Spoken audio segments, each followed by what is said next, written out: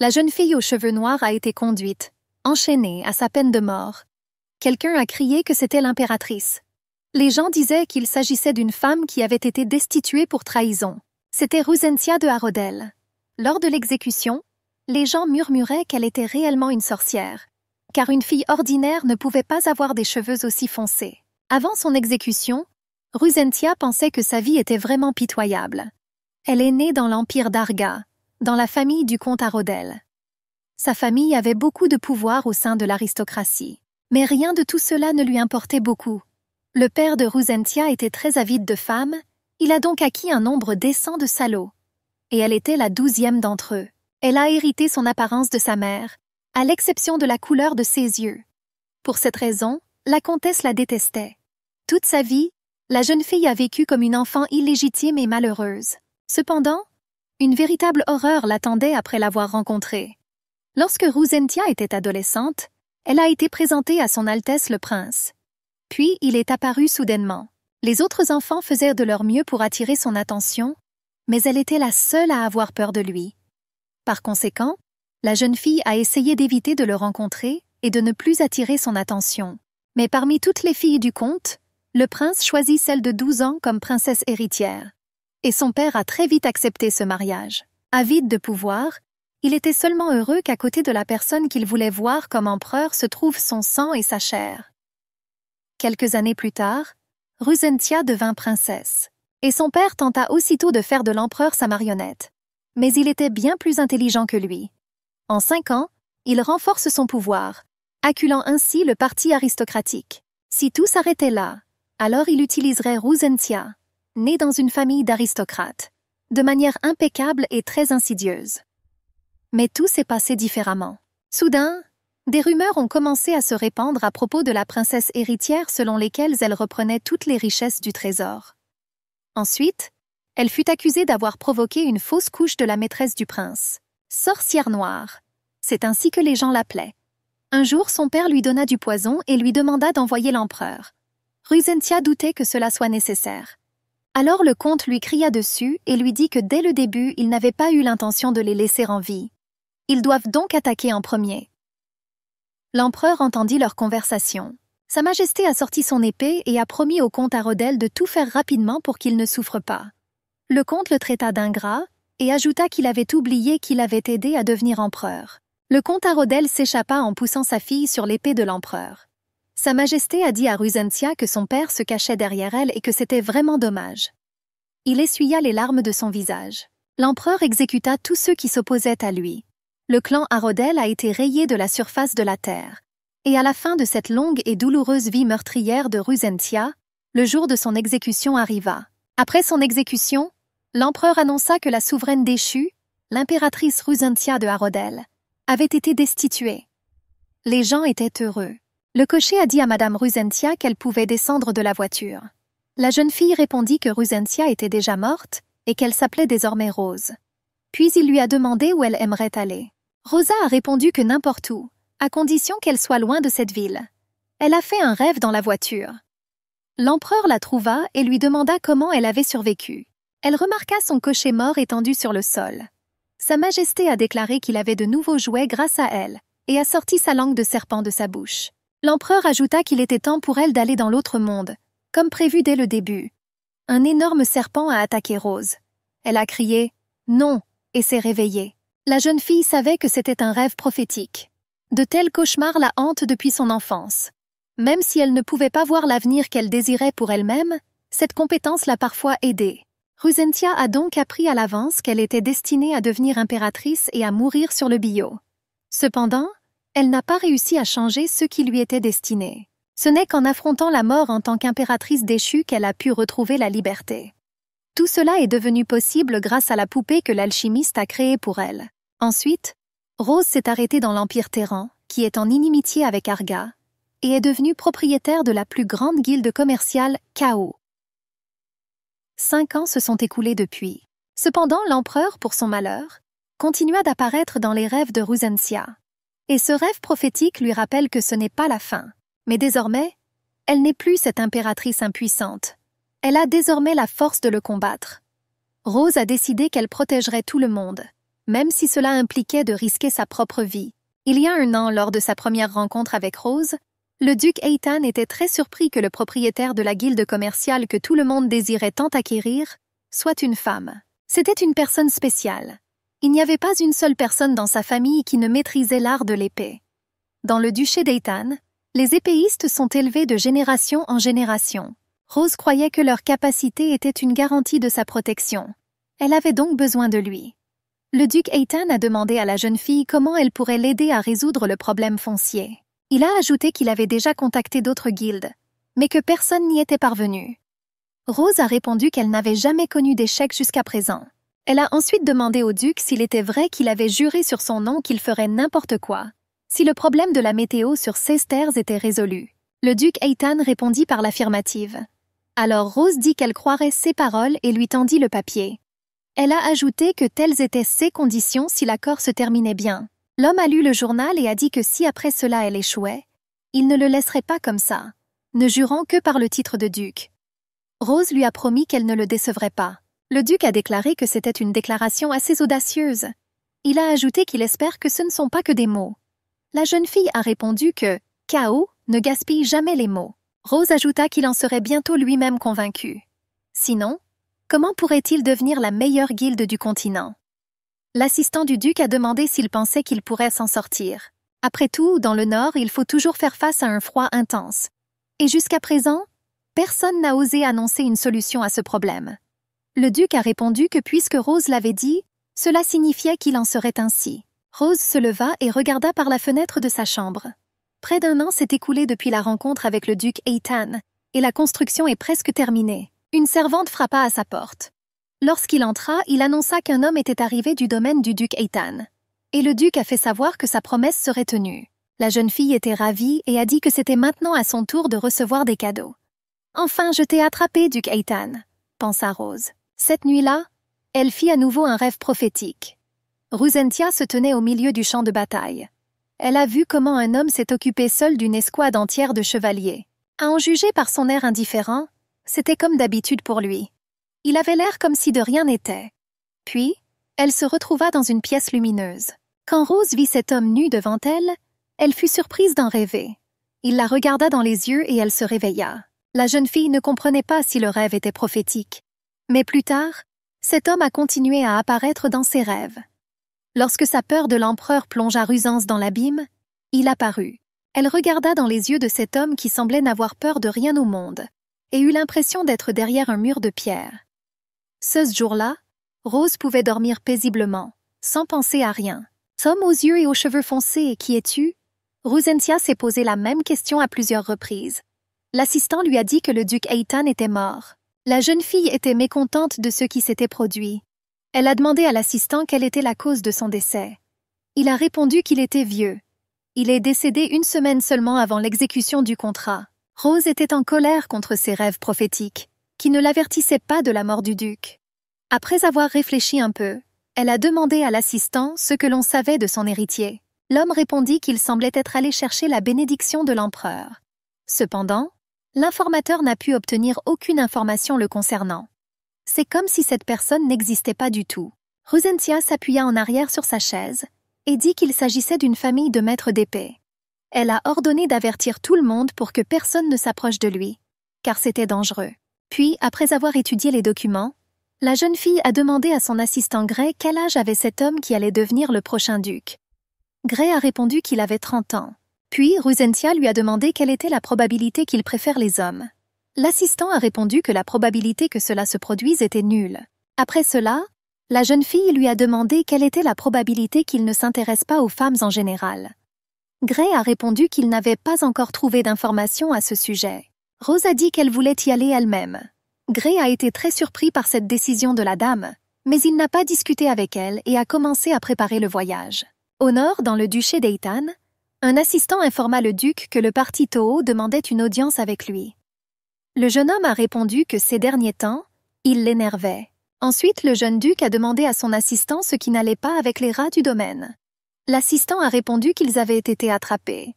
Ensuite, le duc a demandé si l'on savait qui était derrière cela. L'assistant répondit que cela n'avait pas encore été confirmé, mais il semblait qu'ils appartenaient au parti aristocratique Tou. Il a ajouté que le côté capital du duc du Khan est également suspect. Et pourtant, jusqu'au dernier moment, il a soutenu qu'il ne s'approchait pas des toilettes du duc. « Est-ce vrai ?» demanda le duc surpris. L'assistant a demandé quoi faire ensuite. Le jeune duc répondit qu'il le savait lui-même.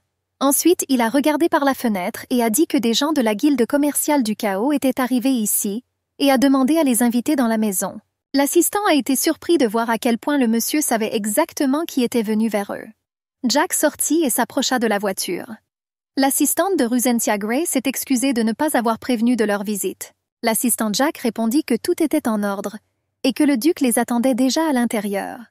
Gray en fut très surpris. Lorsqu'ils entrèrent dans le manoir, Jack leur présenta le jeune duc. Le duc Khan Fonaitan se tenait devant eux. Quand Rose l'a vu, elle a immédiatement réalisé qu'il s'agissait du même homme que celui de ses rêves. Elle n'avait aucune idée qu'il s'agissait du nouveau duc Aitan. Gray Reed salua son Altesse Sérénissime le duc Aitan et se nomma chef de la guilde du chaos. Il a présenté ses condoléances. Et le jeune duc demanda à se rapprocher du sujet. Mais en disant cela, il ne regardait pas Gray, mais Rose. Ruzentia sentait qu'il savait qu'elle était à la tête de la guilde. Elle décida alors de demander pardon au duc et de se présenter personnellement à lui. La jeune fille a dit qu'elle s'appelait Rosa von Isaac et qu'elle était à la tête de la guilde du chaos. Le duc Kang posa sa tête sur sa main alors qu'il était assis sur le canapé et lui demanda avec irritation ce qu'elle voulait.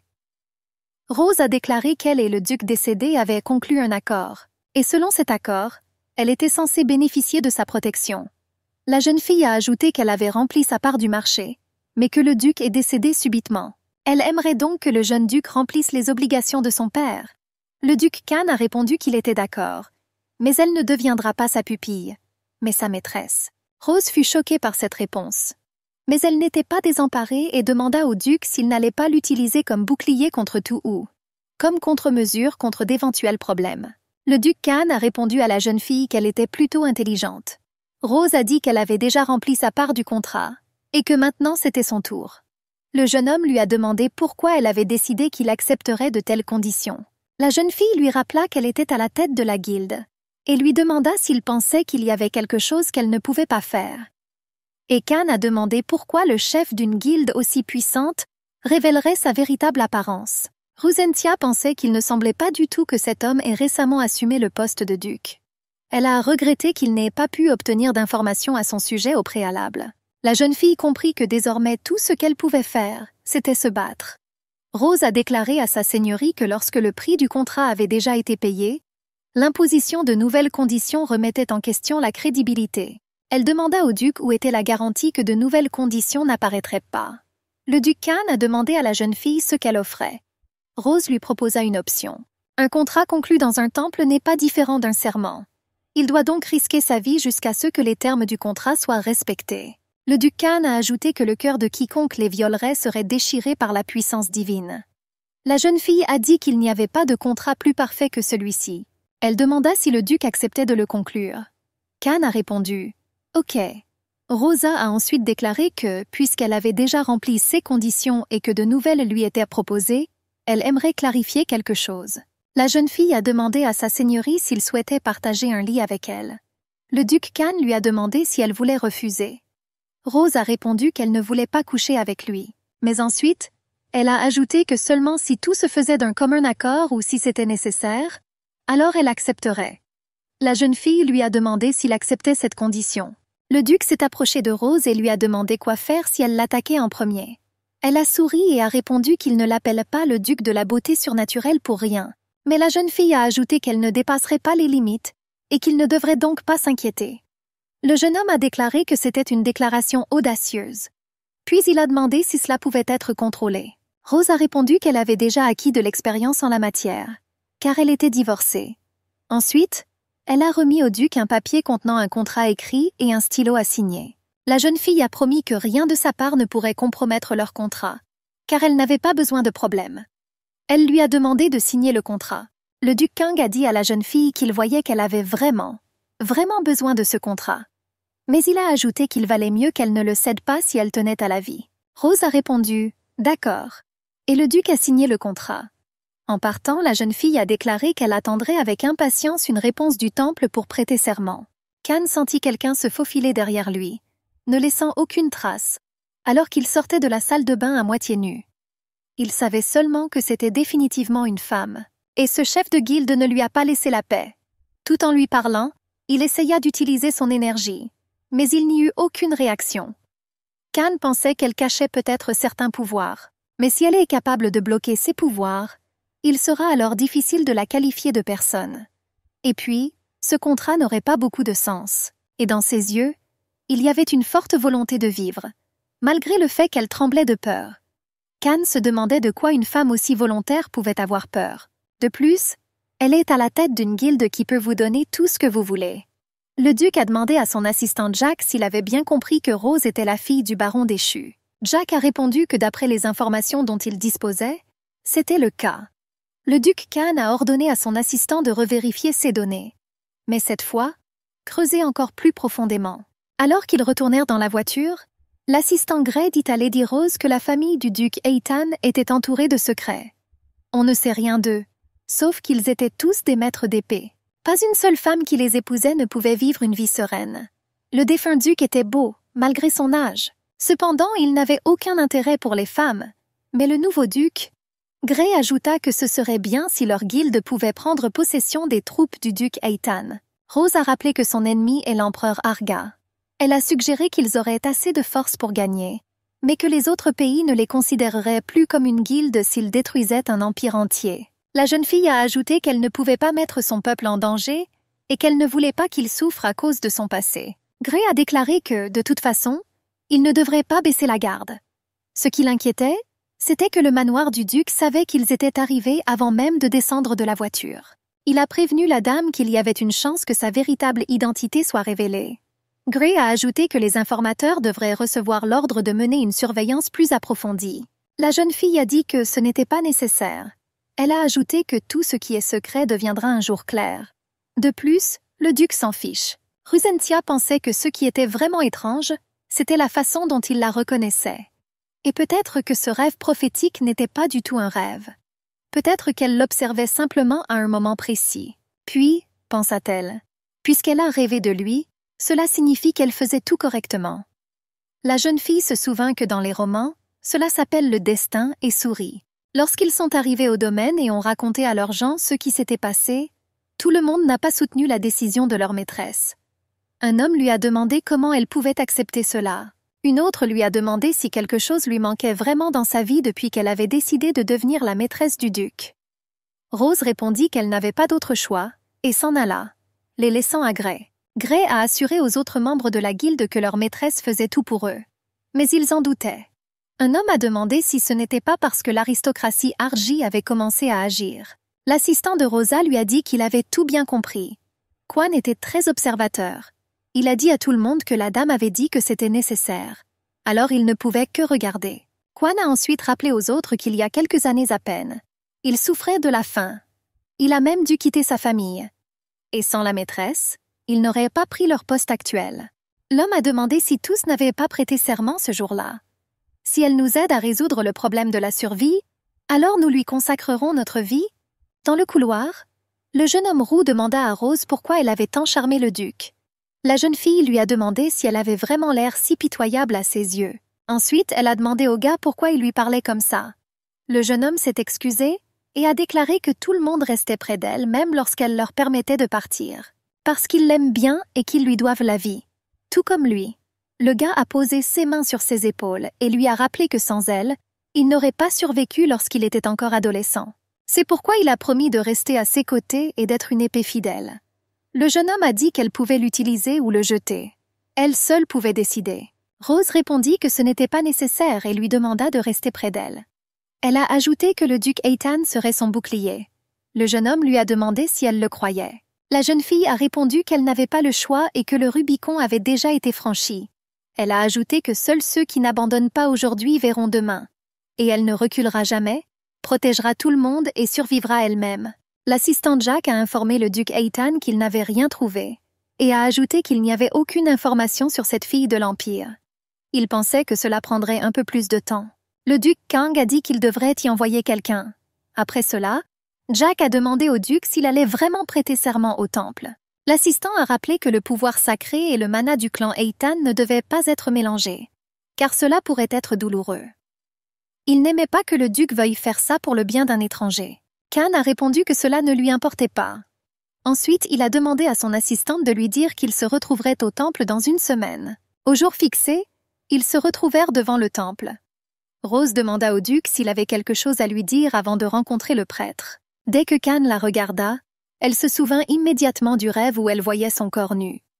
Le duc me montra le contrat que la jeune fille avait rédigé et me demanda ce que signifiait cette clause.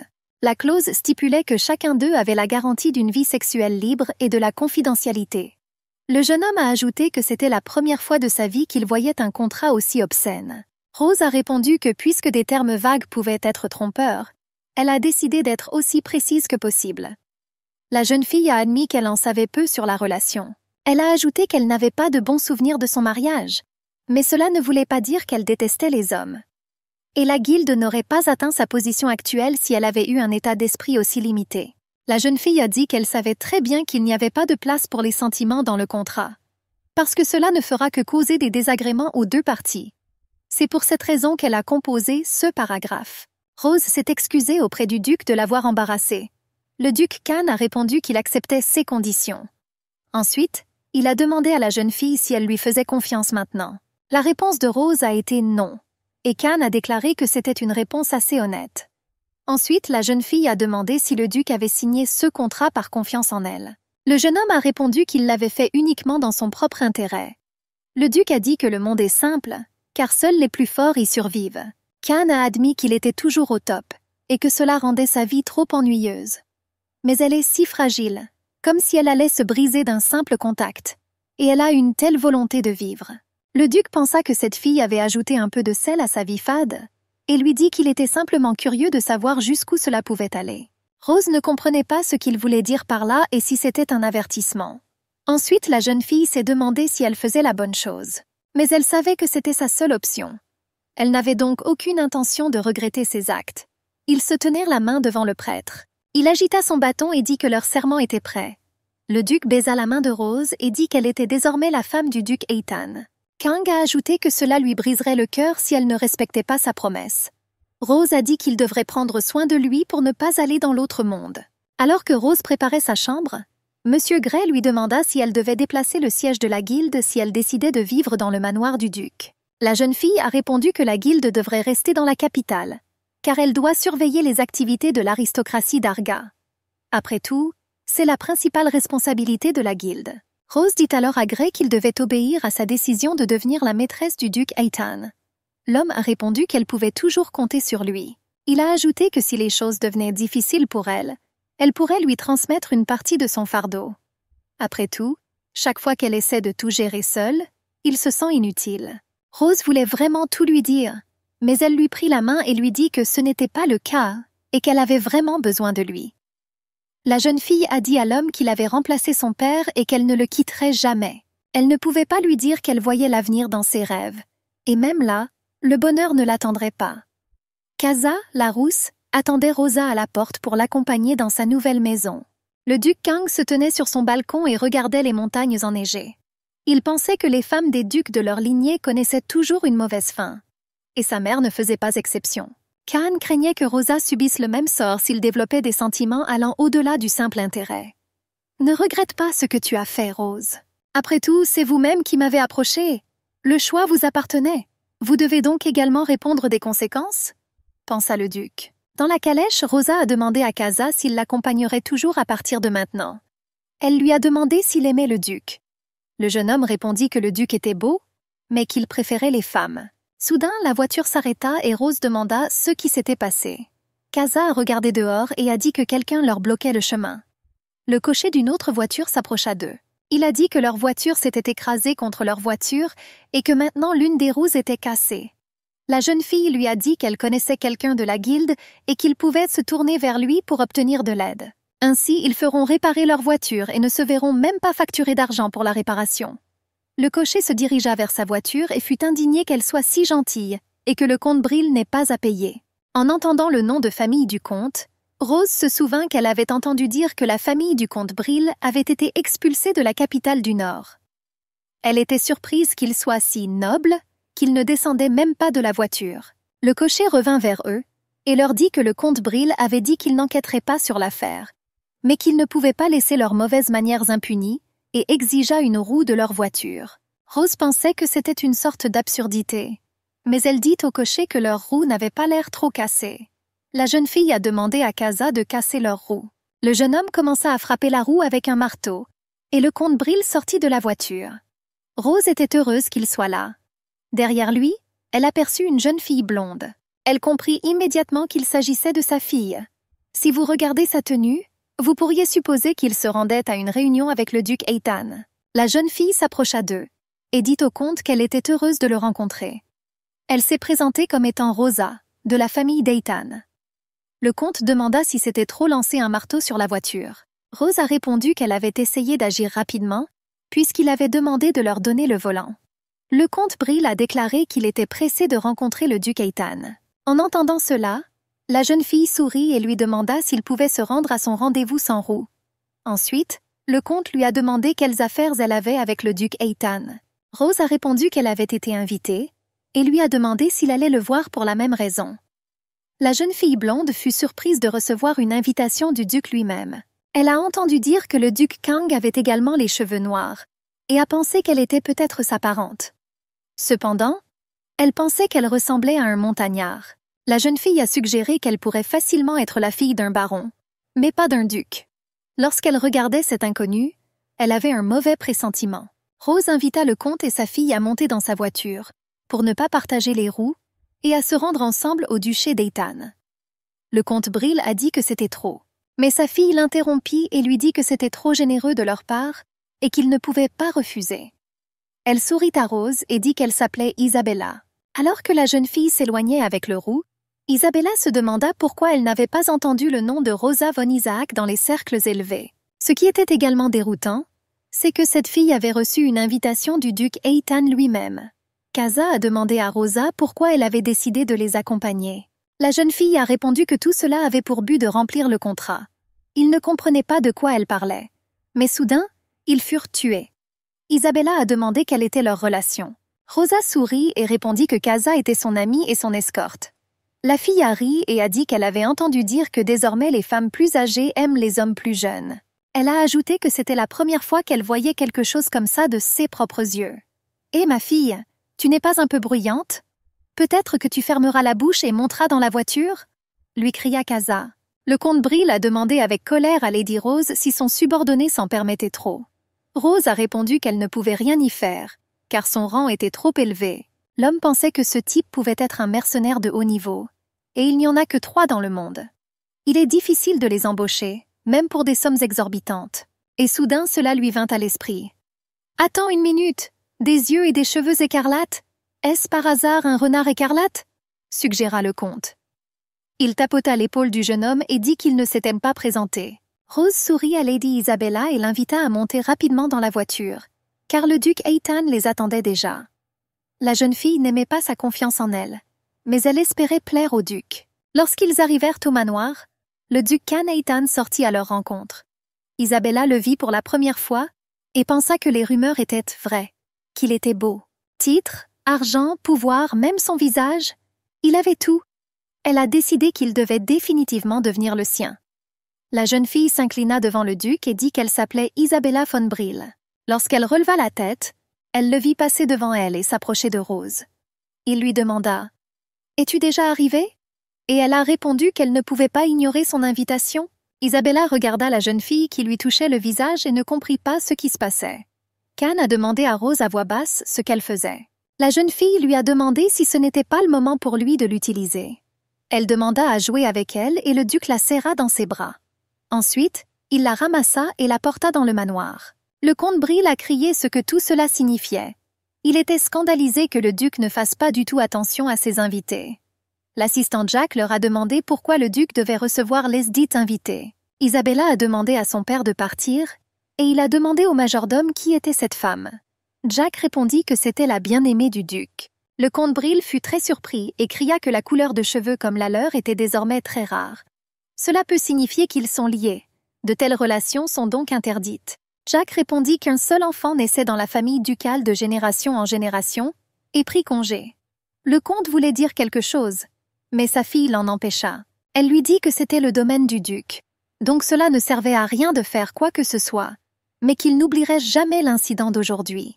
Rose a demandé à Kane de la poser par terre car elle était toujours dans ses bras. Elle avait honte de son comportement, puisqu'elle disait elle-même que leur relation était interdite. Le duc s'assit à table et, après avoir relu le contrat, demanda à Rose si elle avait atteint son objectif sous le couvert du contrat. La jeune fille n'a pas eu le temps de répondre avant qu'il lui dise qu'elle pouvait continuer à le faire. Ensuite, il a dit qu'il avait réalisé qu'elle devait être sauvée de ses invités non invités. Kane a demandé à Rose s'il l'avait offensée, et elle demanda avec surprise si cela ne le dérangeait pas vraiment de jouer avec elle parfois. Le duc répondit que cela ne le dérangeait pas. Puis Rose a dit qu'elle devrait être plus confiante. Kang a dit qu'elle était courageuse et l'a invitée à s'entraîner avec lui. Mais la jeune fille a dit qu'elle avait une idée. « Nous devons tenir le bal pour la noblesse Touhou. » Le duc Kane fut surpris, et Rose lui expliqua à quoi cela servait. Elle a donné l'exemple du comte Bril, venu ici sans invitation, mais qui s'est comporté avec confiance. Et cela confirme qu'il a l'air grand sur le duc. Rose a déclaré que si le duc Eitan, qui avait récemment repris le titre, ne venait pas au monde, les nobles Touhou oublieraient son existence. Elle ajouta que certains, comme le comte Bril, voudraient lui donner leur fille, et que d'autres convoiteraient la place de maître du Nord. Si un banquet est organisé où chacun apprend l'existence de sa bien-aimée, les nobles Touhou peuvent être mis sous contrôle. Rose a également ajouté qu'après la réunion d'aujourd'hui, la fille du comte Bril n'abandonnerait pas si facilement. Alors le duc de Kane dit qu'elle pouvait organiser un banquet selon son goût. Lorsque la jeune fille s'est présentée à la porte, il l'a appelée et lui a dit qu'à l'avenir, elle n'aurait plus besoin de lui demander la permission. Rose était surprise qu'il lui fasse autant confiance, car ils ne se connaissaient toujours pas du tout. Kane a demandé à Jack de discuter du prochain banquet avec Rose. Il dit à l'assistante qu'elle avait insisté pour qu'il se présente aux nobles. Jack répondit qu'il était vraiment temps pour lui de les rencontrer. Il a ajouté que malgré le fait que le duc précédent dirigeait les nobles, les actions de leurs dirigeants étaient ambiguës. Un banquet est un excellent moyen de s'exprimer. Kane a déclaré que Rose avait dit la même chose et a ajouté qu'elle était très intelligente. Jack a demandé s'il faisait autant confiance à cette femme. Le duc répondit qu'il devrait la remercier pour son courage. L'assistante lui a alors demandé si c'était pour cela qu'il avait passé un contrat avec elle au temple. Kane a déclaré qu'il n'avait pas prévu cela, mais il s'y est intéressé. Jack lui a demandé ce qui se passerait si elle ne l'aidait pas. Le jeune homme a dit qu'il n'y avait pas de quoi s'inquiéter. En tout cas, sa volonté de vivre est si forte qu'elle ne le trahira jamais. En fait, Kane en a vraiment assez. C'est l'homme le plus fort du monde, un maître de l'épée. Les femmes l'aiment bien, mais les hommes ont peur de lui. Mais il savait qu'une jeune fille qui tombait amoureuse d'un homme de la famille ducale était vouée à la damnation. Kane se souvient de sa mère criant après son père tout en tenant une lame. Elle lui a demandé de la laisser partir s'il l'aimait. Mais il a ri. La jeune fille savait qu'il ne la laisserait pas partir même après sa mort. Elle a crié que toute sa famille était comme ça. Le père lui demanda pourquoi elle n'acceptait pas son cœur si elle lui donnait le sien. La duchesse a répondu qu'il était un monstre qui ne faisait qu'imiter les gens, mais qui ne ressentait rien. Le petit Kane a vu tout cela de ses propres yeux. Sa mère est décédée d'une mort douloureuse, et son père était tellement obsédé par sa femme qu'il l'a immédiatement suivie, se tuant avec une lame après elle. En voyant leur mort, Kane réalisa que les sentiments appelés amour sont tout simplement terribles. Jack lui dit que le même sort l'attendait, lui et ses descendants. Et maintenant, quand Rose apparut, Kane comprit que c'était elle, et non lui qui serait en danger. Soudain, Hyde, un gars en costume noir et une cagoule sur la tête, est entré dans leur chambre par la fenêtre. Il informa le duc Eitan qu'il avait appris le vrai nom de Rose von Isaac. Son nom est Ruzentia de Harodel et elle est l'impératrice d'Arga. Jack demanda sous le choc s'il s'agissait de la même impératrice déchue. Kane s'est immédiatement rendu compte que nous parlions de cette même sorcière aux cheveux noirs. Jack a précisé si cette information était fiable. Hyde répondit que c'était certain et qu'il avait beaucoup de mal à le découvrir. L'assistant a suggéré que cette dame pourrait être une espionne, mais le duc de Kane a déclaré que cela n'avait aucun sens. Maintenant, il comprenait enfin de qui Rose avait si peur. Elle avait peur de l'empereur Arga. Après tout, si l'Empire découvre que l'impératrice a survécu, il s'en prendra au duché d'Eitan. Et puis, sous prétexte de réduire les frictions diplomatiques, ils tenteront de prendre le contrôle du Nord. Kane pensait que tout devenait encore plus amusant avec Rose. Il a dit qu'il devrait surveiller la noblesse de la capitale. Dès que le duc eut dit cela, Hyde sauta par la fenêtre et s'enfuit. Après avoir couru un peu, au coin du manoir, il rencontra Rose. La jeune fille a dit à Hyde qu'elle voulait lui parler et l'a invité à prendre le thé avec elle dans le jardin. Après avoir bu une tasse de thé, le jeune homme a demandé à la dame de quoi elle voulait parler. Rose lui a demandé si elle avait bien compris qu'il s'appelait Hyde. Ensuite, elle a dit qu'elle s'était tournée vers lui parce qu'il lui semblait qu'il savait absolument tout. Le jeune homme a répondu avec peur que ce n'était pas le cas, mais que si elle le torturait, il ne dirait toujours rien. La fille était surprise qu'il ait si peur, parce qu'elle voulait juste lui poser des questions sur l'assistant du duc, Jack, parce qu'elle voulait se rapprocher un peu de lui. Sa guilde était déjà en danger. Et maintenant, l'essentiel était de ne pas tomber en disgrâce auprès du duc. Cependant, elle a vu que son entourage n'était pas satisfait d'elle. Hyde lui a seulement dit que Jack était une personne plutôt difficile et qu'il était sur le point de la quitter. Puis Rose a demandé à Hyde s'il voulait vraiment partir en vacances dans des climats plus chauds. Le jeune homme encapuchonné revint et s'assit à table. Il a demandé à la dame si elle pouvait organiser cela pour lui. Rose a répondu que le duc lui permettait de faire ce qu'elle voulait. Ensuite, Hyde a demandé ce que la dame voulait savoir exactement. La jeune fille demanda quelle était la faiblesse de Jack le majordome. En d'autres termes, s'il y a quelque chose qu'il aime. Hyde a mis un cookie dans sa bouche et a dit qu'il y avait quelque chose qui l'intéressait et qu'il aimait en même temps. Le gars lui a demandé si elle l'enverrait vraiment en vacances s'il le disait. La jeune fille a répondu qu'elle tenait toujours ses promesses. Puis Hyde a dit que c'était le duc de Cannes, l'homme que Jack aime tant. Rose était bouleversée de ne pas pouvoir apprendre quoi que ce soit de nouveau. Le soir, Rosa s'asseyait à table dans sa chambre et discutait avec Casa. Le jeune homme montra la porte de secours de sa chambre et dit qu'elle menait directement à la chambre du duc. La jeune fille ne le croyait pas, pensant qu'il plaisantait. Mais Casa a dit qu'il l'avait entendu des femmes de chambre. Il a ajouté qu'il semblait que tout le monde ici la considérait comme la propriétaire de ce manoir. Ensuite, il a demandé pourquoi ne se mariait-il pas. Rose a dit que sa langue était trop longue pour son assistante et lui a demandé de l'aider à déplacer le placard pour fermer les portes. Casa demanda avec surprise si elle voulait vraiment s'isoler du maître de l'épée avec un simple placard. La jeune fille a répondu que de cette façon, elle indiquerait au moins ses limites personnelles. Lorsque Casa a déplacé le placard, la jeune fille lui a demandé de lui apporter une boîte à outils. Il a demandé pourquoi, et Rose a répondu qu'il était nécessaire de maintenir le cabinet dans cette position. Le jeune homme alla chercher ses outils en soupirant que cela ne servait à rien. Rose se demandait à ce moment-là pourquoi le duc de Cannes lui avait donné la chambre de la maîtresse du domaine s'il faisait seulement semblant d'être en couple. Elle s'inquiétait de son attitude trop favorable à son égard. La jeune fille se demandait si quelque chose de grave lui arriverait si elle devenait trop sensible. À voix haute, Rose a déclaré qu'elle allait d'abord simplement enfoncer des clous pour clouer le meuble au sol. Soudain, elle entendit la voix du duc qui lui dit que cela ne l'aiderait pas. Lorsque la jeune fille s'est retournée, Cannes a déclaré que cela ne servait à rien. Rose lui sourit et répondit que c'était juste pour sa tranquillité d'esprit. Ensuite, le jeune homme lui a demandé si elle craignait vraiment de ne pas pouvoir le supporter et de l'attaquer. Cannes a ajouté qu'au début, elle l'avait comblé de compliments, mais qu'elle voulait maintenant s'isoler avec un placard. Le duc a dit qu'elle était assez imprévisible. Puis il lui a demandé si cela la dérangeait vraiment à ce point. Rose répondit timidement qu'elle était juste un peu mal à l'aise. Ne comprenant absolument pas ce qui se passait, Cannes a demandé à la jeune fille pourquoi elle se sentait mal à l'aise ici. Rose a répondu que sa seigneurie la prenait trop au sérieux, puisque le duc lui donne des pouvoirs égaux et lui donne même la chambre de maîtresse du domaine. Cannes lui a touché les cheveux et a dit qu'il se souciait d'elle autant qu'elle se souciait de lui. Le duc a suggéré à Rose de continuer à essayer de faire cela et est parti. La jeune fille rougit à son contact et pensa qu'il essayait de la séduire. Lorsque Casa a apporté les outils, il a remarqué à quel point Rose avait rougi après que le duc Cannes ait quitté sa chambre. Il comprit qu'elle aimait vraiment le duc. Tard dans la soirée, le jeune homme s'est assis sur un arbre et s'est demandé si tout irait bien pour Rose. Il a vu qu'elle commençait à attirer le duc Eitan, et rien de bon n'attend les femmes de cette famille. Cette nuit-là, Rose fit à nouveau un rêve prophétique. C'était une salle de banquet. Elle se tenait sur le balcon et regardait ce qui se passait dans le couloir. La jeune fille a eu très peur quand elle a vu Cannes couvert de sang. Le matin, elle buvait du thé à table dans sa chambre et réfléchissait à qui dans ce monde pourrait tuer le maître de l'épée.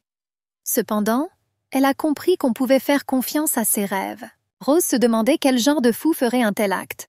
Ces pensées furent interrompues par le majordome qui frappa à sa chambre. Jack apporta le plan du banquet et dit que si Lady Rose avait des commentaires, il en tiendrait compte. La jeune fille a été surprise que le majordome ait rédigé une liste d'invités aussi longue en si peu de temps. Il lui semblait qu'il ne voudrait pas l'aider. Jack a ajouté que le duc n'avait jamais organisé d'événement, et qu'il avait donc peut-être raté quelque chose. Rose comprenait maintenant pourquoi l'homme avait l'air si inquiet. Un banquet pour majordome est une excellente occasion de démontrer non seulement vos compétences, mais aussi le statut de votre maître. Organiser le banquet parfait est le rêve de tout majordome. Rose pensait avoir trouvé un moyen de pression sur lui. La jeune fille a dit à Jack que ce banquet était extrêmement important pour eux, puisqu'il s'agissait des débuts du duc Eitan nouvellement couronné. Elle ajouta que lors de ce banquet, les nobles Touhou évalueraient le duc. Et c'est après cela qu'ils décideront s'ils baisseront la tête devant lui et partiront ensemble, ou s'ils l'absorberont. Rose dit à Jack que puisque c'était le premier bal du duc, elle voulait surprendre tout le monde pour que personne de Touhou n'ose se mettre en travers du chemin du duc. La jeune fille a ajouté que c'était une excellente occasion pour le majordome de démontrer ses compétences à tout le monde. Jack est d'accord et dit que tout doit être planifié en tenant compte du budget. Lady Rose lui a dit qu'il n'y avait pas lieu de s'inquiéter pour l'argent, car sa guilde organiserait tout selon les normes les plus élevées. Jack pensait que cette sorcière essayait de le séduire avec de l'argent, mais il était quand même heureux d'avoir l'opportunité d'organiser un banquet, car c'était pour le bien du duc. Kaza entra dans la chambre de Lady Rose et demanda de quoi elle et Jack parlaient. Le gars a ajouté qu'il avait rencontré le majordome dans le couloir et qu'il avait remarqué sa bonne humeur. La jeune fille a répondu qu'elle ne lui avait donné que ce qu'il voulait. Elle a également déclaré qu'elle prévoyait de lui donner une chambre séparée. Ensuite, Rose a demandé à Kaza s'il était allé voir la garde du duc, mais le gars a répondu qu'il n'avait trouvé personne. La jeune fille demanda avec surprise qui le protégeait alors. Le jeune homme sourit et répondit qu'il était son propre garde du corps. Puis Rose dit qu'elle devait parler au duc. Kaza a dit qu'elle sait elle-même où se trouve le bureau du duc. Rose était indignée qu'il ait complètement oublié ses tâches professionnelles et qu'il ait dû l'accompagner jusqu'à lui. Après avoir escorté Lady Rosa jusqu'au bureau du duc, Kaza prit congé. Il a dit qu'il ne voulait pas interférer dans leur relation. La jeune fille était un peu contrariée, car elle était gênée d'être seule avec lui. Rose frappa et entra dans le bureau. Elle dit au duc qu'elle voulait lui parler de son bataillon de chevaliers. Remarquant son corps sous sa chemise, Rose devint un peu gênée. Elle demanda au duc pourquoi il n'avait pas de chevalier. Khan demanda avec surprise si cela était nécessaire. Rose a déclaré que les chevaliers étaient nécessaires pour sa sécurité lors du banquet. La jeune fille a ajouté que si en temps normal il n'en avait pas besoin, alors lors de son premier banquet, ils étaient nécessaires. Il fallait des gens pour protéger le territoire. Le duc demanda pourquoi ils étaient au banquet. Rose a répondu qu'il ne savait pas ce que les nobles Touhou feraient. Donc, ce serait une bonne idée de les intimider avec une démonstration de force. La jeune fille ne pouvait s'empêcher de penser au corps séduisant du duc. Elle essaya de mettre de côté toutes les pensées vulgaires et de se concentrer sur la protection du duc et sur la prévention de son assassinat. Khan s'approcha d'elle et lui toucha le visage. Le duc lui a demandé si elle avait de la fièvre, car elle brûlait partout et son visage devenait rouge. Rose a répondu que tout allait bien et lui a demandé ce qu'il dirait à propos de la sécurité. Khan a répondu qu'elle pourrait envoyer plusieurs agents de sécurité dans la salle de banquet si elle insistait. La jeune fille a dit qu'elle le lui confierait et a rapidement quitté la pièce en courant. Rose se tenait devant la porte et ne comprenait pas ce qui lui arrivait. Elle n'avait jamais ressenti quelque chose de pareil envers un homme auparavant. Alors elle ne savait pas comment y réagir maintenant. Le jour du bal est arrivé. Rosa a constamment essayé de découvrir quelque chose, mais elle n'a trouvé aucune information concernant le meurtre présumé. Il ne restait plus qu'à attendre. Lorsque Kaza lui apporta une robe, la servante de Rose rougit immédiatement en voyant le jeune homme. Rose pensait qu'elle était entourée d'hommes trop beaux. Kaza a demandé à Rosa ce qui s'était passé et pourquoi il n'y avait pas de visage sur elle, car rien n'avait encore commencé.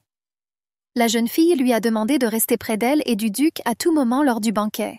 Le jeune homme sourit et lui demanda pourquoi elle avait besoin de lui si le maître de l'épée était à côté d'elle. Rose répondit que l'accompagner relevait de sa responsabilité directe. Kaza a demandé à la servante qui travaillait sur la robe de Lady Rose d'aller à la cuisine et de lui apporter de l'eau, car il avait soif depuis très longtemps. Quand la jeune fille est partie, Kaza a demandé à Rosa de tout lui dire tel quel. Il a dit qu'elle était très agitée ces derniers temps et il veut savoir pourquoi. La jeune fille a admis qu'elle détenait des informations sur le meurtre. Kasa a demandé si quelqu'un était déjà mort. Il ajouta que l'empereur Arga la croyait toujours morte. Rose a répondu qu'il ne s'agissait plus d'elle maintenant. Et aujourd'hui, quelqu'un va tenter de tuer le duc Eitan pendant le banquet. Kasa n'a pas compris ses inquiétudes et a dit qu'elle n'avait rien à craindre. Après tout, quiconque tentera de tuer le duc ira dans l'autre monde aujourd'hui. La jeune fille se calma un peu et lui demanda s'il serait avec eux au banquet. Kasa a répondu qu'il l'accompagnerait si elle était si inquiète. Il a demandé à Rose de se détendre et de simplement jouer son rôle dans l'événement. Jack dit à Khan que tous les nobles du nord de Tu'u s'étaient déjà réunis au banquet. Et tout le monde attend sa seigneurie dans la salle de banquet. Le duc demanda où se trouvait Lady Rose. Le majordome a répondu que la dame avait dit qu'elle entrerait dans le hall après lui. Il a ajouté que Lady Rose avait déployé beaucoup d'efforts pour préparer cette soirée. L'assistante a déclaré qu'elle leur avait fourni le soutien de la guilde du chaos. Il a dit que Lady Rose ne voulait pas que quiconque ose croiser le chemin du duc Eitan. Khan pensait que Rose faisait un excellent travail en tant que maîtresse. Mais il comprenait qu'en raison de sa position de maîtresse, les nobles l'ignoreraient. Les gens dans la salle chuchotaient que c'était la première fois qu'ils assistaient à un banquet aussi luxueux, et que le duc Eitan n'était pas en reste. Lady Isabella était au centre de toutes les attentions. Les nobles se tournèrent vers elle et lui exprimèrent leur admiration pour sa beauté, ajoutant que le duc ne pourrait pas lui résister. Ils lui ont également posé des questions sur le mariage. Ils ont dit que le duc Eitan ne sort nulle part et ne rencontre personne. Isabella n'a répondu à leurs questions par rien de précis. Mais à partir de ce jour, elle-même ne put oublier son beau visage. Sa noble naissance et sa réputation d'épéiste l'ont attirée. Il lui était également impossible de résister au manoir du duc, parsemé d'objets rares qu'on ne trouvait pas dans tout le pays. Isabelle croyait qu'elle était obligée d'avoir le duc. Butler Jack annonça à tout le monde que le duc Eitan était arrivé. Les nobles étaient heureux de voir enfin le maître de l'épée. Les filles étaient ravies de sa beauté. Isabella le regardait sans quitter des yeux. Elle pensait que le duc Eitan était un homme incroyablement beau. Mais, remarquant une femme aux cheveux noirs sur le balcon, la jeune fille cessa de sourire. Le duc Eitan tendit la main à Lady Rose, et elle descendit les escaliers jusqu'au hall pour rejoindre les invités. Isabella était très en colère que cette femme soit toujours à ses côtés. Une jeune fille a demandé à Isabella qui était cette dame si proche du duc. Elle savait que c'était Rosa von Isaac, mais elle ne lui répondit pas. Rose se serra contre le duc et l'embrassa sur la joue. Khan répondit en l'embrassant sur les lèvres. La jeune fille a souri et a dit « Votre grâce, je vous ai demandé de ne pas faire ça devant des gens. » Ensuite, elle a dit au majordome qu'ils allaient se promener pour prendre l'air. Les nobles présents dans la salle commencèrent à discuter du fait que cette femme était la bien-aimée du duc Eitan. Kasa, qui regardait tranquillement les invités, souriait du fait que ces deux-là jouaient constamment devant le public. Isabella était très en colère, car maintenant tout le monde parlait de sa famille, puisque son père avait l'intention de la marier au duc et que tout le monde le savait. La jeune fille a décidé qu'elle ne laisserait pas les choses ainsi et se vengerait de Lady Rosa von Isaac. Lorsqu'ils sortirent, Rose demanda au duc ce qu'il venait de faire. Kang a répondu qu'il voulait lui demander la même chose, car c'était elle qui avait violé en premier les termes de leur contrat. La jeune fille lui a demandé s'il parlait d'attouchement non consensuel. Elle a ajouté que, bien sûr, elle était responsable de ne pas avoir averti, mais que ses actions allaient trop loin. Duke Kang a répondu que la seule différence était qu'il l'avait embrassée sur les lèvres et non sur la joue. Mais elle n'a pas vraiment résisté.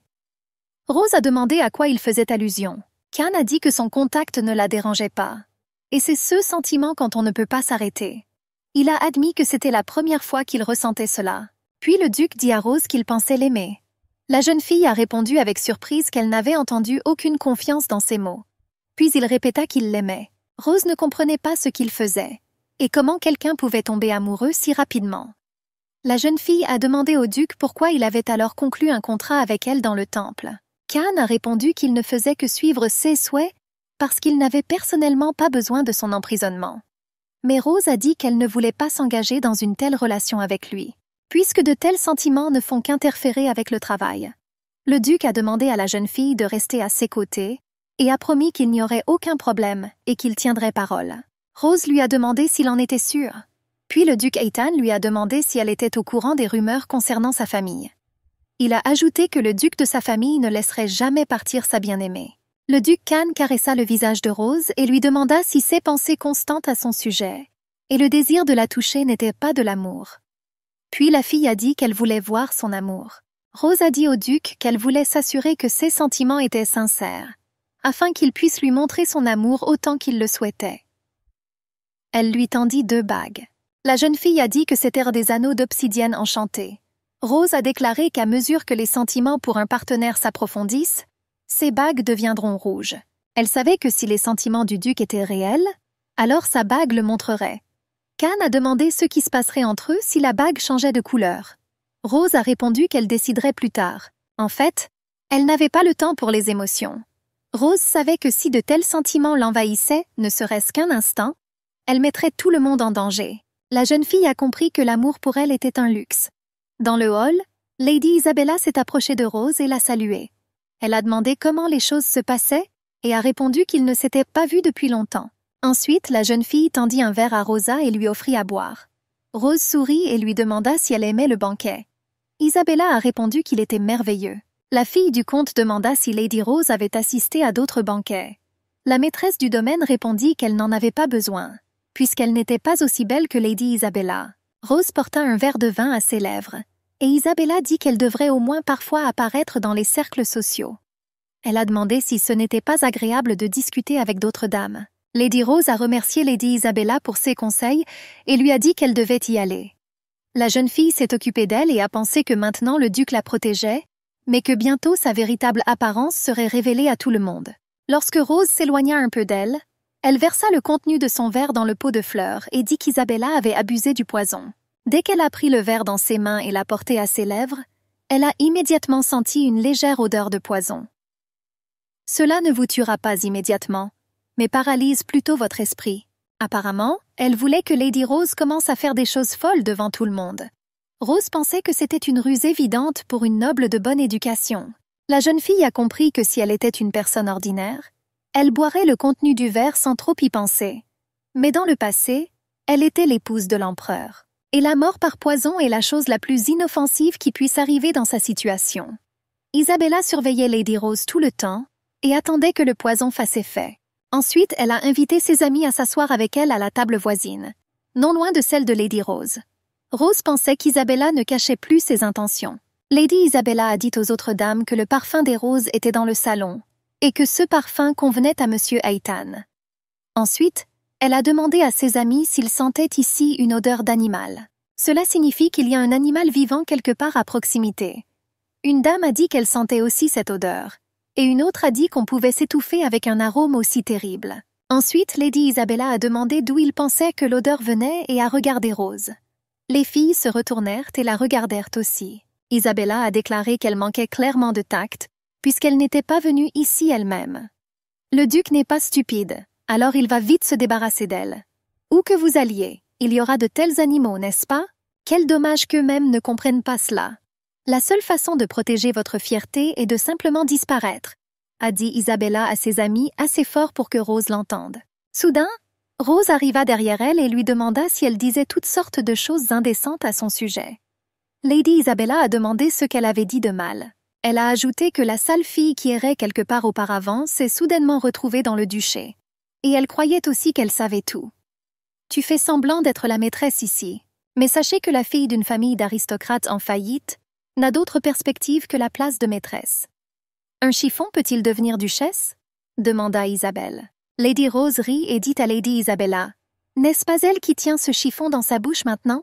Elle a ajouté que la fille a l'air si gentille de l'extérieur, mais il suffit d'écouter son discours. Isabella tendit la main vers Rosa et cria, « Comment une fille pathétique de la famille du baron ose-t-elle la regarder avec autant d'arrogance ?» Rose arrêta sa main en plein volume. La maîtresse du domaine dit à l'invité que ce n'était pas à elle de parler de cela, et ajouta qu'elle se retenait désormais de toutes ses forces pour ne pas s'arracher la langue. Isabella a crié qu'elle n'osait pas dire cela, et Rose a souri et lui a suggéré d'oublier cet incident, tout comme elle oublierait le contenu de son verre. Lady Rose se tourna pour partir et ajouta que si elle continuait ainsi, elle aurait des ennuis. Isabella a demandé si Rose pensait pouvoir insulter la fille du comte sans problème. « Un jour, je t'arracherai les yeux. Je te casserai les doigts et je les jetterai pour nourrir les animaux, » dit finalement Isabelle. Lady Rose a dit qu'elle aimait le fait qu'elle n'était pas si faible. Mais Rose a ajouté que si Isabella décide de rivaliser avec elle pour de vrai, alors elle doit se préparer au pire, sinon elle se tuera simplement elle-même et partira. En quittant la salle, Rose pensa que ces paroles calmeraient au moins pour un moment cet aristocrate fou. Elle se soucie trop de sa réputation. Dans le couloir, Rose remarqua Casa et s'approcha de lui. Elle a demandé ce qu'il faisait ici. Le jeune homme répondit qu'elle lui avait dit elle-même de se rapprocher du duc. Casa a ajouté qu'il était à côté de lui, mais qu'il s'est avéré inutile. Il a dit qu'il s'inquiétait pour elle lors de cette altercation avec Lady Isabella. Rose l'a calmé et lui a dit qu'elle pouvait se défendre, puisqu'il lui avait lui-même appris l'autodéfense. À cette époque, le comte Bril décida d'ajouter du poison à un verre de vin. Il pensait que s'il donnait au duc un poison paralysant, il perdrait la raison et pourrait alors apprendre de lui des informations utiles. Isabella a couru vers son père et il a rapidement mis le poison derrière son dos. La jeune fille a dit qu'elle ne pouvait plus tolérer cette Rose et qu'elle voulait rentrer chez elle le plus tôt possible. Le comte Bril a promis à sa fille qu'il partirait immédiatement, mais seulement après avoir parlé avec le duc. Isabella a dit à son père de ne pas s'attarder et est partie. Le comte promit qu'ils partiraient bientôt d'ici et voulut prendre un verre, mais il n'était pas sur la table. Il réalisa qu'Isabella l'avait emmené, mais il était trop tard. Elle a bu son contenu. En dansant avec Rose, le duc de Caen lui a demandé pourquoi elle regardait autour d'elle toute la soirée.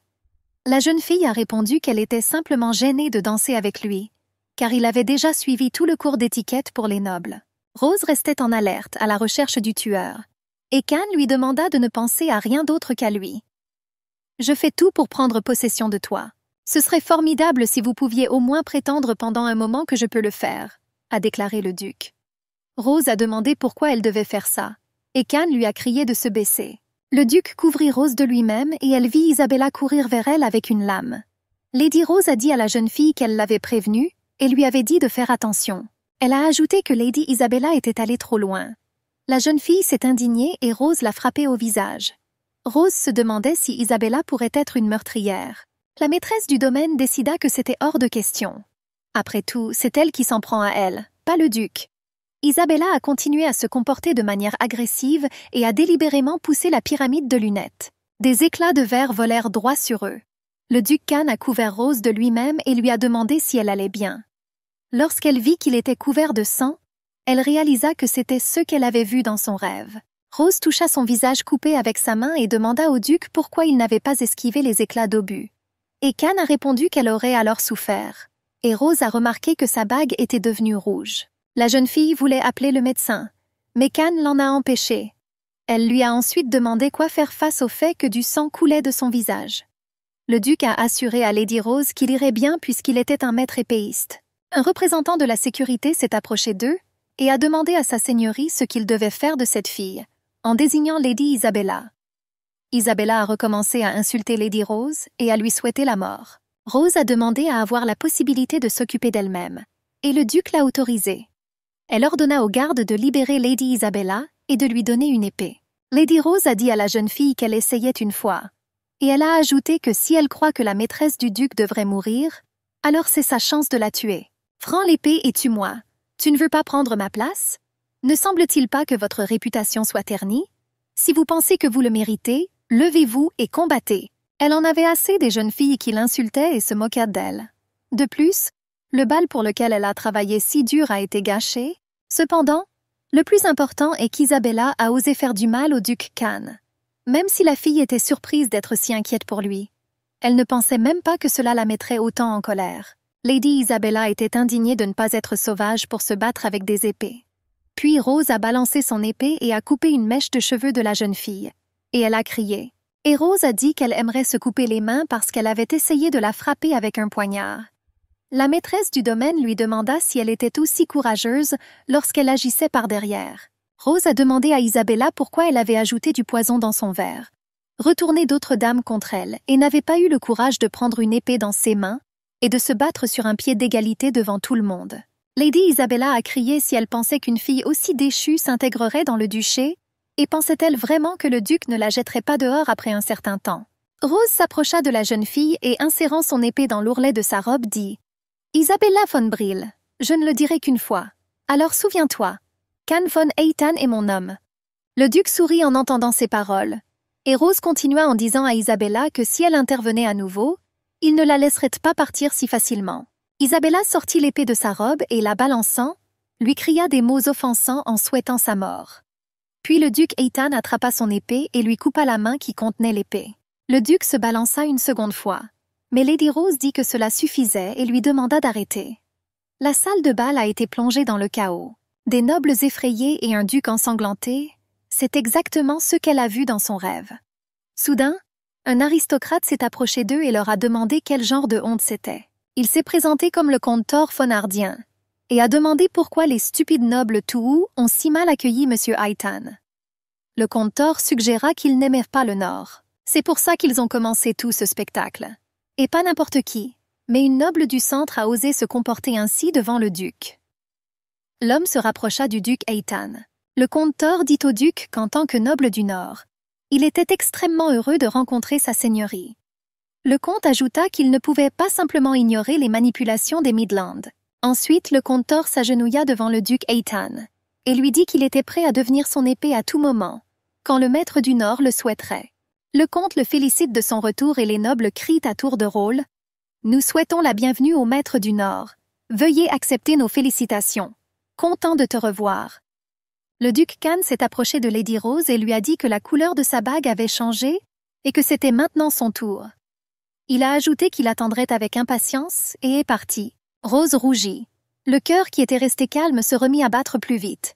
Elle avait complètement oublié ce que c'était que d'éprouver de tels sentiments. Pensa le duc Eitan alors qu'il se tenait près de la cheminée de ses appartements. Il pensait que le duc Dukan était trop gourmand.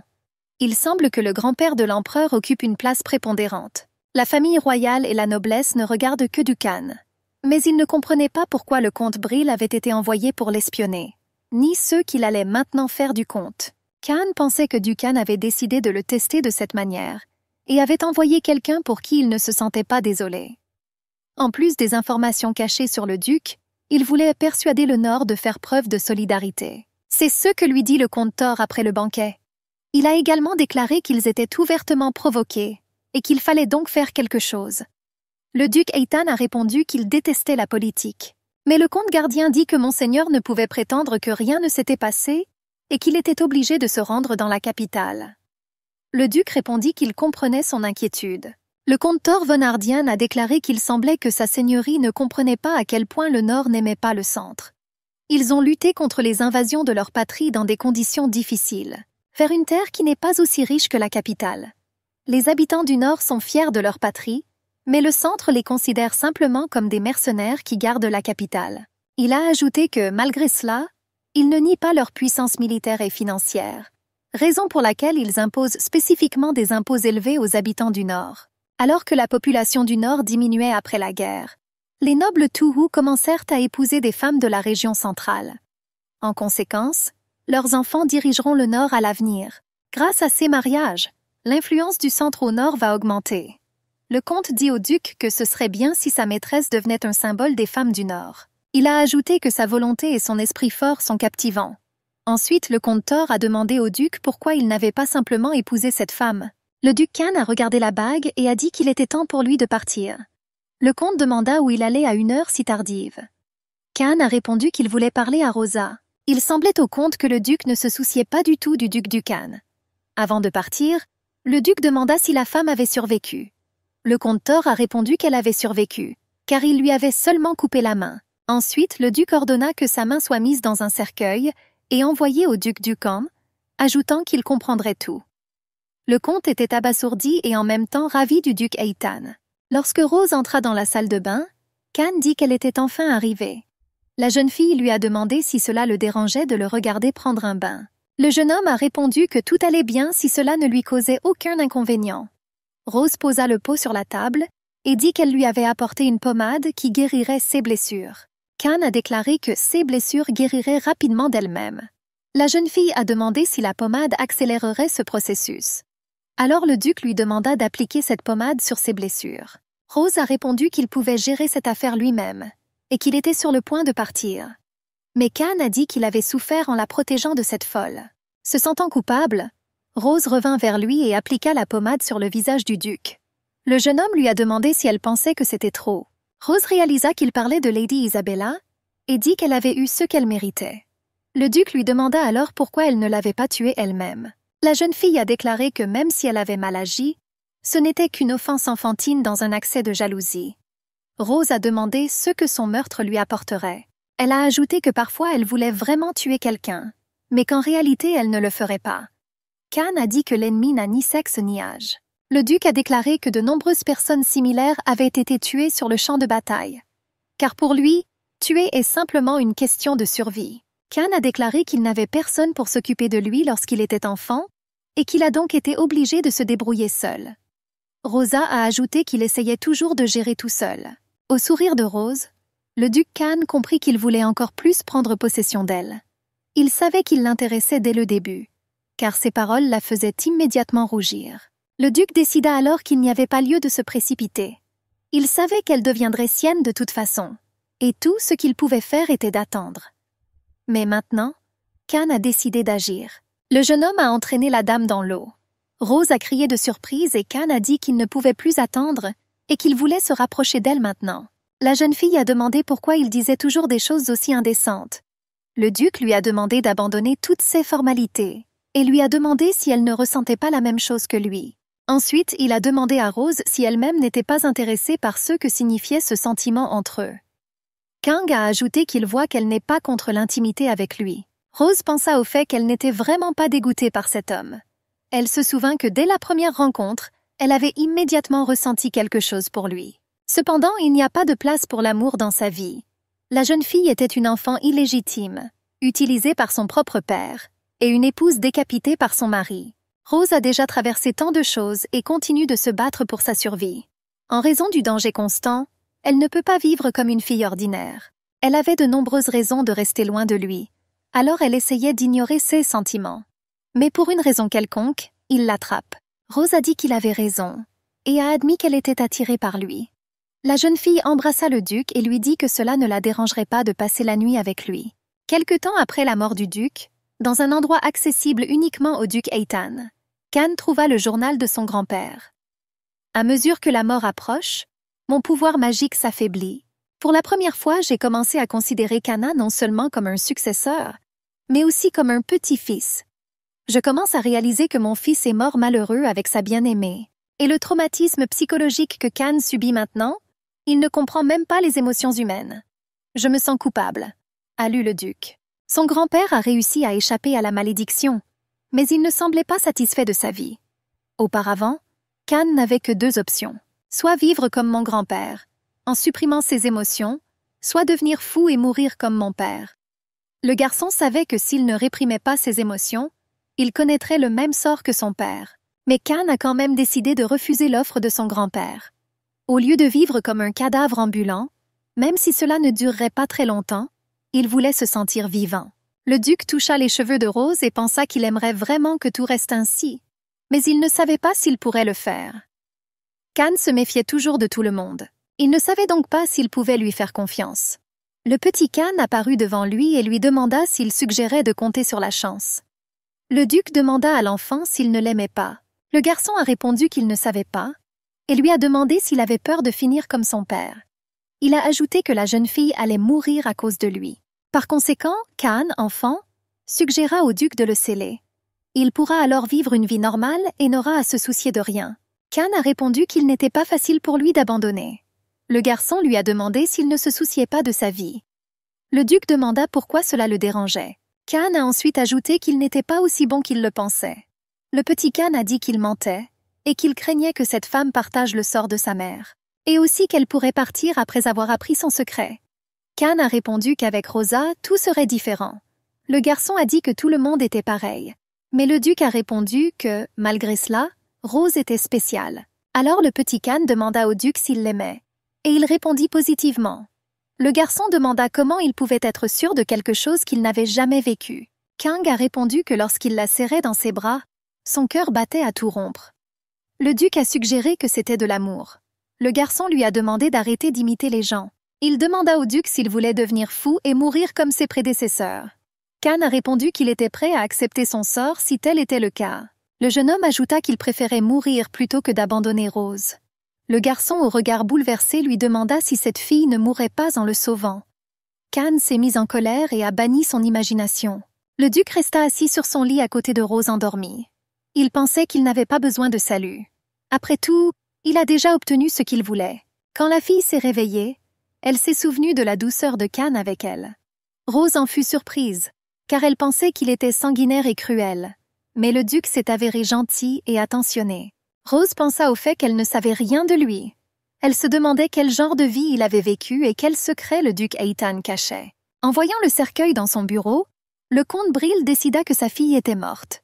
Ensuite, il pensa que personne n'aurait épousé Isabella sans sa main. C'est donc mieux ainsi, car cela ne profitera toujours à la famille pas. Mais lorsqu'il ouvrit le cercueil, il eut peur. Sa fille le regardait de là, la bouche ouverte. Le comte détacha sa fille et demanda qui l'avait envoyée ici. Isabella a dit que c'était un avertissement du duc. Ensuite, elle a demandé à son père s'il était juste qu'il soit forcé de partir d'ici. Le comte Bril s'est rendu compte que sa fille blâme le duc pour tout, et ne se rend pas compte que c'est lui qui a versé du poison dans son verre. Il poussa un soupir de soulagement et serra Isabella dans ses bras. L'homme a déclaré qu'il ne permettrait plus jamais à quiconque de blesser sa fille. Le duc fut informé que Lady Bril était rentrée chez elle saine et sauve, et ses intentions furent transmises. Le duc Eitan a déclaré que c'était bien et a demandé à observer davantage. Un jeune homme du groupe de reconnaissance a demandé où Hyde était allé. Khan a répondu qu'il était en vacances. Le gars a demandé avec surprise depuis quand cela était devenu possible. Le duc ne répondit pas, et le jeune homme remarqua sur le balcon une femme qui avait séduit le duc. Rose appela l'aigle nommé Arrow, et caressant la tête de l'oiseau, lui dit qu'il était enfin revenu. Dans la lettre qu'il portait sur ses pattes, elle a entendu parler du duc Eitan. Il était dit que les parents du duc actuel étaient décédés quand il avait 8 ans.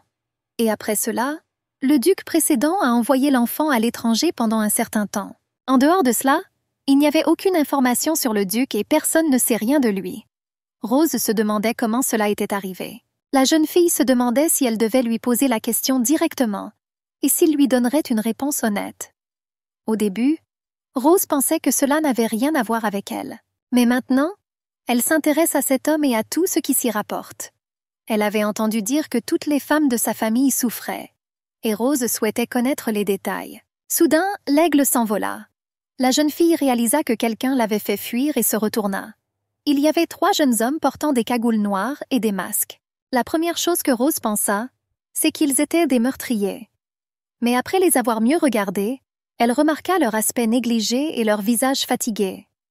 La jeune fille réalisa qu'il s'agissait du groupe de reconnaissance de Hyde. Les gars ont dit qu'ils voulaient aussi partir en vacances. Rose a demandé ce qu'elle obtiendrait en retour. Ils ont répondu qu'ils pouvaient partager des informations sur le duc avec elle. La jeune fille a été surprise et a demandé s'il ne leur était pas interdit de diffuser des informations le concernant. Lorsqu'on lui a dit qu'il l'autorisait, Rose s'est rendu compte qu'il savait qu'elle essayait de découvrir quelque chose sur lui. Rose posa sa première question. Elle a demandé s'il était vrai que le duc souffrait d'une maladie mentale dans la famille Eitan. On lui a dit que ce n'était pas tout à fait vrai. Les hommes de la famille Eitan sont égoïstes, mais dévoués à l'amour. Mais il existe également des effets secondaires mineurs. Ils veulent récupérer autant d'amour qu'ils ont donné. Rose pensait que c'était tout à fait compréhensible. Elle décida que le problème était que le duc était trop honnête et voulait la même chose de son élu. Pour les informations reçues, la fille a promis des vacances à tout le monde et les gars étaient contents. En partant, Rose se demanda pourquoi le duc Eitan leur avait permis de partager des informations. Elle se demandait si cela signifiait qu'il lui faisait confiance. La fille a décidé que Khan voulait qu'elle soit près de lui et ressentait la même chose pour elle que pour lui. L'assistant Jack informa le duc que le comte Bril demandait à voir sa seigneurie. Khan répondit qu'il pourrait le recevoir dans l'après-midi. Sentant une odeur désagréable, le duc demanda à Jack ce qui lui était arrivé. Le majordome a répondu qu'il avait utilisé la pommade que Lady Rose lui avait donnée. Kang a demandé avec surprise pourquoi elle lui avait donné le médicament. Jack a répondu qu'elle était très gentille avec tous les domestiques du manoir. Le duc sourit en entendant son inquiétude. Alors que Rose était dans le jardin en train de cueillir des fleurs pour un bouquet, Jack s'approcha d'elle et la remercia pour la pommade qu'elle lui avait donnée par l'intermédiaire de la servante. Il a dit qu'il avait mal au dos, mais que la pommade l'avait aidé. La jeune fille a répondu qu'elle était très heureuse de pouvoir l'aider, mais a admis qu'elle avait commis une erreur.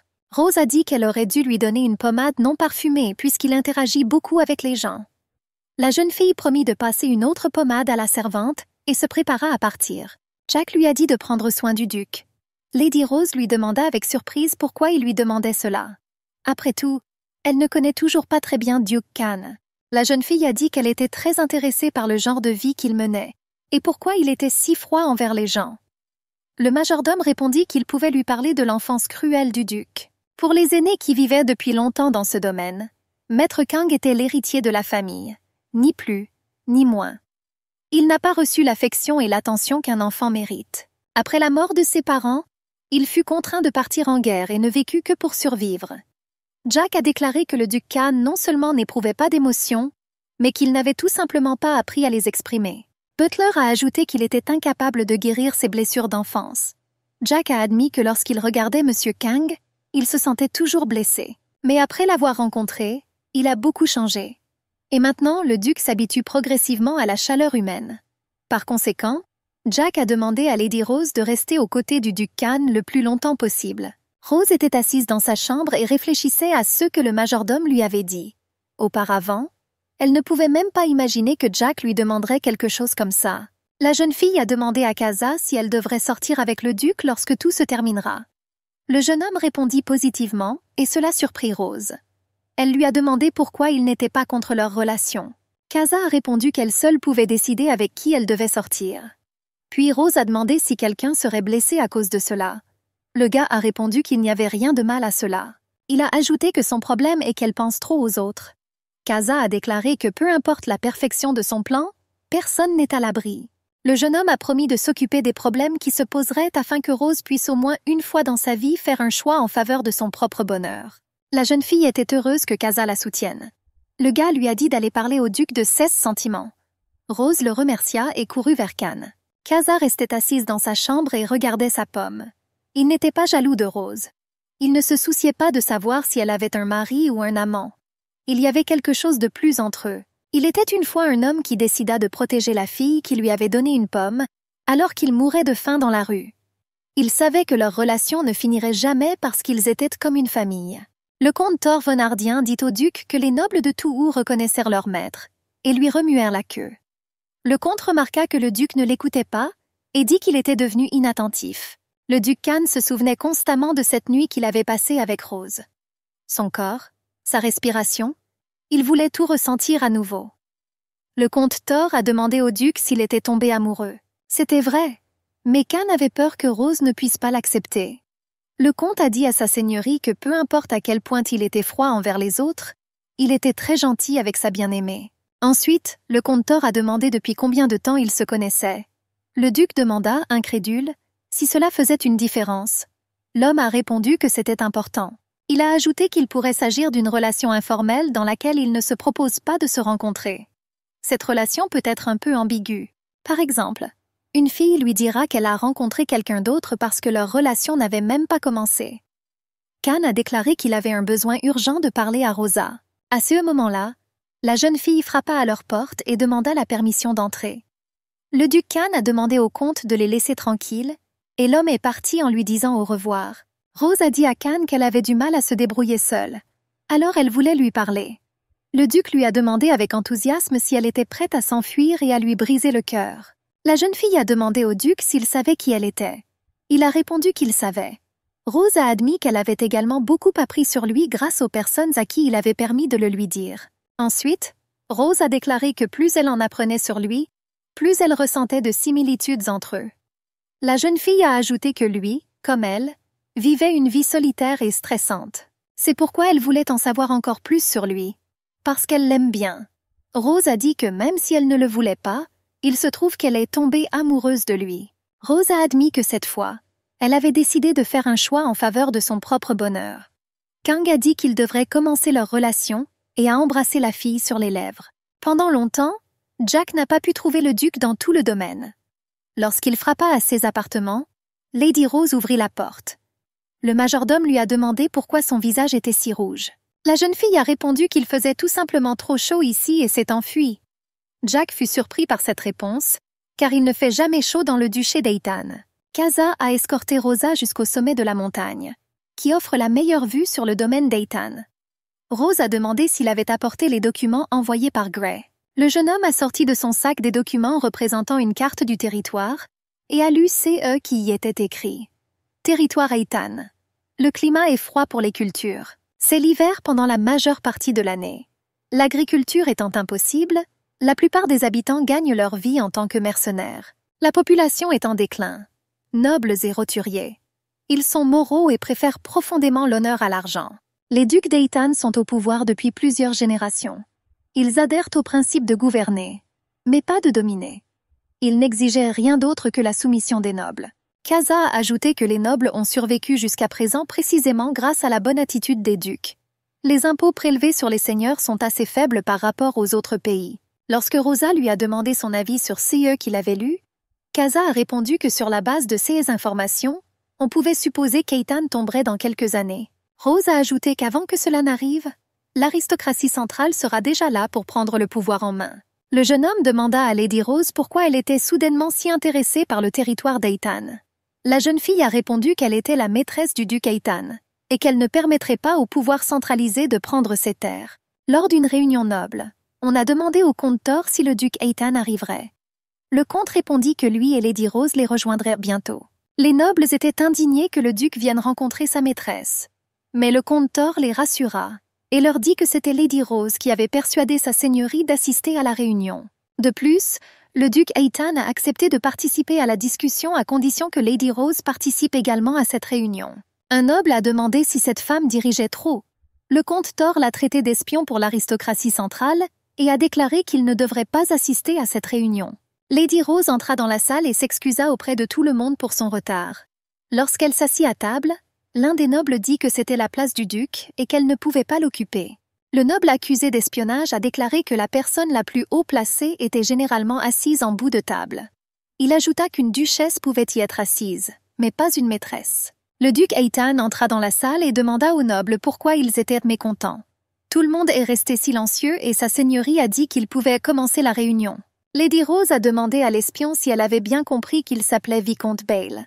Lorsque le comte confirma ses suppositions, la jeune fille dit qu'elle était là pour les aider. Le vicomte Bale a demandé avec surprise à Lady Rose comment elle pouvait les aider. Il a ajouté qu'il voulait mettre fin à la tyrannie de plus en plus brutale du gouvernement central. Et c'est pourquoi ils ont invité le duc ici. Si sa seigneurie prend l'initiative, ils sont prêts à sacrifier leur vie pour Eitan. Ensuite, le comte a demandé comment Lady Rose les aiderait si elle ne savait même pas se battre. La jeune fille a dit qu'il parlait comme s'il allait y avoir une guerre avec le gouvernement central à l'heure actuelle. Lady Rose a ajouté que dans cette situation, il est impossible de vaincre le gouvernement central. Le comte Bale s'est indigné et a crié qu'elle ne pouvait pas parler ainsi. Il a ajouté que la maîtresse du duc n'a pas le droit de mépriser Eitan. Le comte a déclaré que ces terres auraient pu être dévastées depuis longtemps par les invasions étrangères, sans elle. Ensuite, le comte Bale a déclaré qu'elle ne savait rien d'Eitan. Lady Rose a répondu que 3 familles avaient déjà fait faillite et qu'il ne restait que des titres. Il y a aussi plus d'une quinzaine de familles qui n'ont pas retrouvé leur prestige. Les finances du Nord ont atteint leur plus bas niveau. Elle a demandé comment ils allaient mener une guerre qui exigeait d'énormes ressources. Rose a déclaré que si cela continue, l'héritage de noblesse d'Eitan prendra fin dans leur propre génération. Le comte Bale frappa du poing la table et dit qu'il ne pouvait plus l'écouter. Kaza a mis sa lame sous son cou et a dit qu'il la percerait s'il ne se calmait pas. Rose demanda à Kaza de ranger la lame et continua son discours. Elle a essayé d'expliquer aux nobles qu'ils n'avaient plus besoin de guerre maintenant. Ils doivent atteindre l'indépendance financière. L'un des nobles a demandé comment cela était possible si leurs terres étaient infertiles. Lady Rose a demandé à tout le monde de l'écouter jusqu'au bout, et si ce qu'ils entendaient ne leur plaisait pas, elle arrêterait de parler. Le comte Bale demanda comment la fille du baron déchu pourrait les aider. Rose répondit que la fille du baron n'en serait peut-être pas capable, mais que le chef de la guilde commerciale du chaos le pourrait. Tout le monde commença à murmurer que Rose était la chef de la guilde et commença à l'écouter. La jeune fille demanda à Siaz de lui donner la carte, et la dépliant sur la table devant les nobles, commença son histoire. Il existe diverses routes commerciales sur le continent. En particulier, la route de la soie reliant Téhéran et Kuber est l'une des principales routes commerciales. Autour d'elle s'entrelacent un nombre infini d'autres routes commerciales. La soie et le parfum Kubera de haute qualité étaient importés par cette route. Téhéran exporte des produits de luxe et des produits industriels. Rose a dit qu'elle aimait cette route commerciale et qu'elle allait la mettre à la disposition d'Eitan. Le comte Bale demanda, incrédule, si la route commerciale était une route qui pouvait être refaite. La jeune fille a dit que si beaucoup de gens allaient et venaient, cela se transformerait très bientôt en une route. Ensuite, Elle a ajouté qu'Eitan avait quelque chose de précieux. Tout le monde a été surpris d'entendre cela. Et Lady Rose a dit que c'était de la glace. La jeune fille a expliqué que les fruits tropicaux et les fruits de mer étaient également transportés le long de la route de la soie. La seule façon de les conserver au frais pendant le transport à long terme est d'utiliser de la glace. Et la demande est très élevée, car Kubera a un climat tropical. De plus, même si la glace fond, elle peut être utilisée comme eau potable.